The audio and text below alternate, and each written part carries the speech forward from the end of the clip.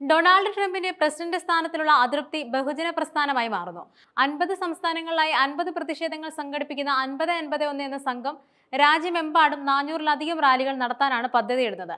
ജനുവരി 20-ന് Trump സ്ഥാനാരോഹണം ചെയ്തതിനു ശേഷം സംഘം സംഘടിപ്പിക്കുന്ന 4ാമത്തെ പ്രതിഷേധ പരിപാടിയാണിത്. ഏറ്റവും പുതിയ റാലികളിൽ 11 ദശലക്ഷം ആളുകൾ പങ്കെടുക്കുമെന്നാണ് പ്രതീക്ഷിക്കുന്നത്.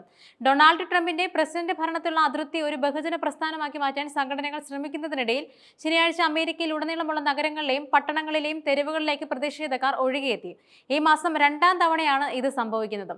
ഉച്ചകഴിഞ്ഞ് വാഷിംഗ്ടൺ, ന്യൂയോർക്ക്, ചിക്കാഗോ എന്നിവിടങ്ങളിൽ വലിയ പ്രതിഷേധങ്ങൾ നടന്നു. കൂടാതെ Rhode Island, Maryland, Wisconsin, Tennessee, South Carolina, Ohio, Kentucky, California, Pennsylvania തുടങ്ങിയ സ്ഥലങ്ങളിൽ കൂടുതൽ പ്രകടനങ്ങൾ നടന്നതായി സോഷ്യൽ നെറ്റ്വർക്കുകളിൽ ജനക്കൂട്ടം പ്രചരിക്കുന്നതിന് ചിത്രങ്ങൾ ഉണ്ടായിരുന്നു. വിദേശത്തുള്ള അമേരിക്കക്കാർ ഡബ്ലിനിലും അയർലൻഡിലും മറ്റും നഗരങ്ങളിലും ട്രംപ് അജണ്ടയോടെയുള്ള എതിർപ്പ് പ്രകടിപ്പിച്ചു. എന്തായാലും ഇതിനോടകം 400-ലധികം റാലികൾ ആസൂത്രണം ചെയ്തിരുന്നു. അതിൽ ഏറ്റവും കൂടുതൽ സംഘടിപ്പിച്ചത് 50-51 സംഘടനാ ഗ്രൂപ്പാണ്. അതായത് 50 സംസ്ഥാനങ്ങളിലായി 50 പ്രതിഷേധങ്ങൾ, ഒരു പ്രസ്ഥാനം എന്നിവ.